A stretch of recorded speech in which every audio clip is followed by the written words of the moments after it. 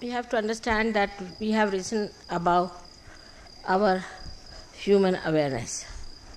And at that level, we were different, and at this new awareness, we are different people. And all our priorities must change. Our value system has to change. And if it has not changed automatically, we have to little bit deliberately work it out. Or else, we have to see that we become really the spirit and no more of all the falsehood of human awareness should be attached to us, or we should be bothered about. If you see the principle of everything as I see the principle of everything. Now the human endeavor, whatever it is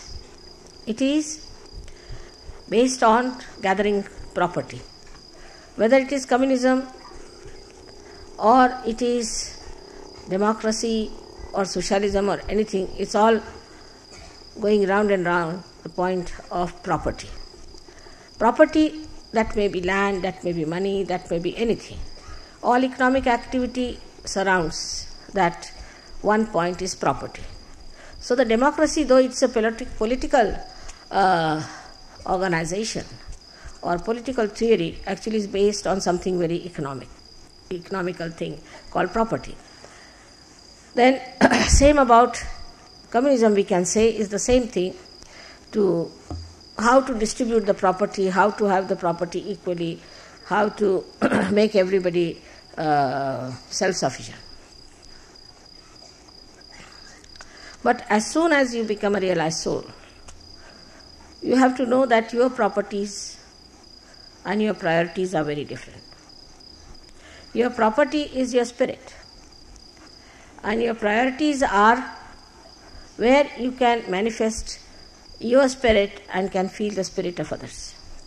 So the whole concept that was so far obstructing you and limiting your understanding changes into an unlimited area where you start thinking of the spirit. Now, in that concept of the spirit, the property of the spirit is twofold. One, in its nature. The nature of the spirit is, as we call it, Satchidanand. Means it is the joy, then is the truth. It tells you the truth all the time. It gives you discretion, divine discretion. And Chit, the attention that acts, that works, that gives you all the information. So you have got the nature of the spirit thus felt within yourself. But on the other side, what does it want? Or what are its duties? Or why to be the spirit is? Such questions arise later on when we are about to enter into the kingdom of God. Why to enter into the kingdom of God? So in outside, we can say, or the manifestation of the spirit is that it is benevolent. It is hitakari. It gives benevolence to others. It gives you benevolence and it gives benevolence to others also. The only joy in that is benevolence. And you think of all these material things which are so important otherwise, as if they are for giving it to someone just to express your love. So the benevolence that comes through love. Benevolence doesn't come through oppression or suppression or by intimidation, but it comes only through love. And if you have faith in your love, you can work it out. Sometimes it seems, many people have asked me, Mother, why so many saints have suffered and they had to undergo so much of torture. Actually, they never get tortured. They just play the game. They just want to see how far the stupid people can go. Like Christ rode on the donkeys to show that the donkeys are to be ridden. But he can never be dominated, he can never be crucified. In the same way, a saint, if he bears something, he does not in any way suffers. But now the time has come for you to enjoy Sahaja. You have so many friends, you have so many relations, you have the complete group, such a big group, which can be called as a religion, which is with you. So you don't suffer at all, you just enjoy all the time. But the second part of it, that what benevolence we have done to others, is very important. If that is not achieved, if that we have not established, then we cannot go very high up. So the other part of the benevolence is that what have we done for others? Have we raised their kundalini? Have we given them realization? But there are lots of temptations, because we are coming from the human level, lots of temptations that we start dominating others. We start becoming like fascists. We start regularizing. Then this leadership business also comes in. And some people become leaders and some start complaining. As the other day I explained to you, especially for the Australians, I told them what had happened. So one has to realize that it is complete freedom. There is no question of anybody dominating you or suppressing you. It's only in your freedom that you allow others to suppress. Because there are laws. You can always correct the people who are suppressing you, who are troubling you, torturing you. But you do not do it because you are absolutely free. You don't bother. But doing the benevolence to others, when people start thinking that we are leaders or we are something high-ranking people in Sahaja, they should know, first of all, that there's nothing like that. You are one part and parcel of one body. And there's nothing like higher and lower. Everybody has his own role to play. Everybody has his own style to work out. But it has to be for the benevolence of the whole and not of an individual. Once you realize that, such a person becomes extremely humble, extremely conducive, and he can articulate in a very beautiful manner with other people, and you never feel that he is your boss, but you feel he's your father, is looking after you with love and affection. But in that love, there's no expectation at all except that of giving. And this giving is the most beautiful thing Sahajayogis can do. For example, now I must thank all the Sahajayogis from abroad who have brought beautiful presents for the Indian Sahajayogis here. So give them a hand.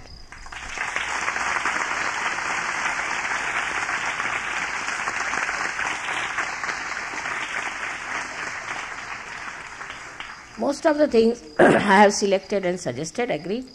But a day will come when you will be able to do it, everything yourself. You will know what these people need, what should be brought and what should be done.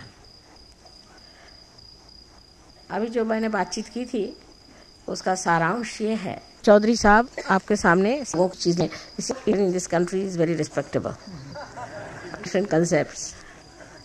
So when you are foreign guests, you see, we call them foreign guests. तो यहाँ रखा दीजिए सब चीज़ें, दिल्ली वाले ये भी रखा दीजिए, दिल्ली वाले सब रखा दीजिए, ला के यहाँ रख दीजिए सब.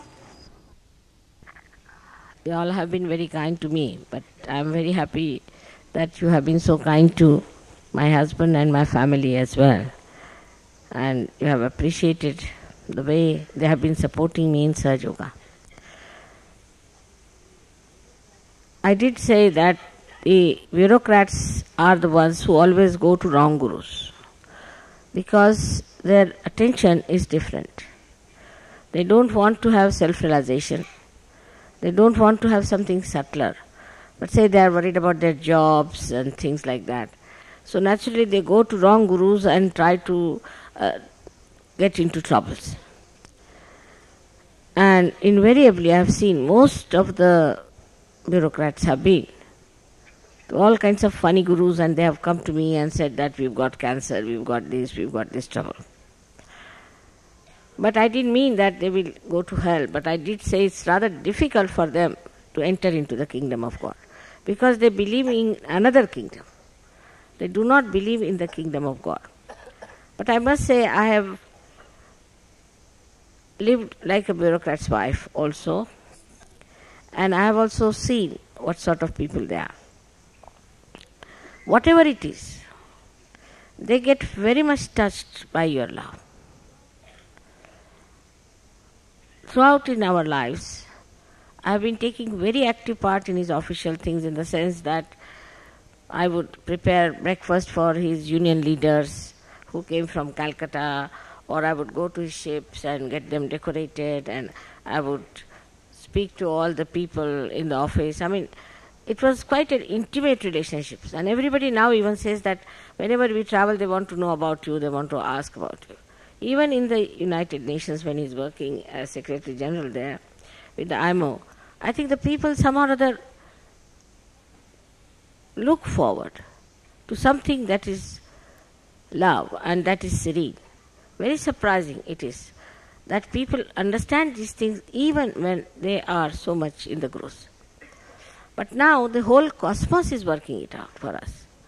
I think the attention which goes to these things always helps. The whole cosmos is working it out. We have so many hopes now before us.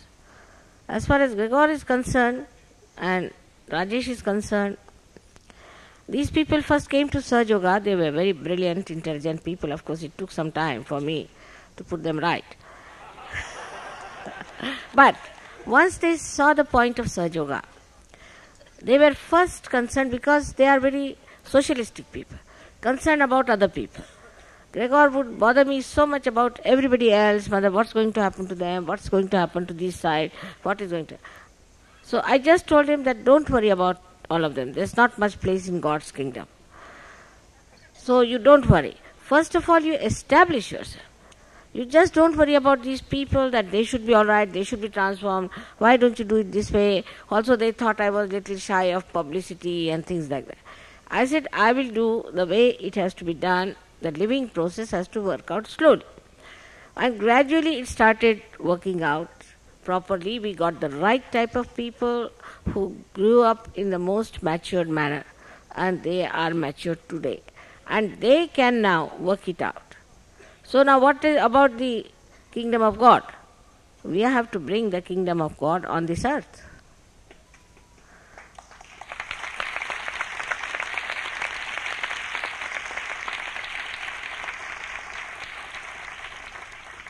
But to manifest it, it's important that all the Sahajogis have to be honestly Sahajogis.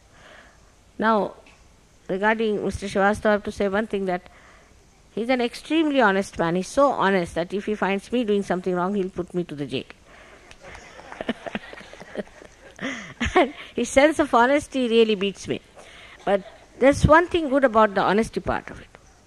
Even if people are honest and they know what is right, they may not do it. They may not accept it, and they may not use it as a lifestyle. But his is a case where honesty is his lifestyle. For him, honesty and discipline is lifestyle.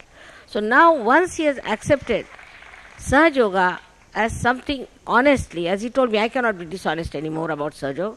I see people being transformed. I can see it. So how can I be dishonest about it? So now, once this happens, then all such people, I always used to say there is some kink in these honest people in the government. And they are the ones who are so honest compared to all others that sometimes it used to surprise me. But now this honesty is going to play the part with the bureaucrats, with the people who are in higher positions, who are at the helm of affairs. It's going to work out, this honesty. And this honesty, if they want to make it into a lifestyle, they all have to go or dissolve into the ocean of Sahaj. There's no way out. Because if you believe this is the honest thing and the truth, and if you are honest, it's just like you put the diamond in the proper platinum. It cannot be anything else. That's why I have great hopes now. Like Gorbachev has come, he's a very honest man. And he believes in his honesty of his faith and everything. Like that we have many other people also who are coming up. And you'll be surprised, one day will come, in their honesty they will understand that peace is important, and secondly, transformation of human beings. And that point, if it breaks through, then Sahaja is there. You know that Sahaja is not meant for few or for very few individuals, it is collective. But it is made for the whole of the collective. And it has to work out that way. But as you know, I have never contradicted myself, but gradually I have opened you all to the truth because I didn't want to blast you. But it is now you can see the future of this world. So beautiful, and I am sure in our lifetime we'll see that beautiful time coming in. May God bless you.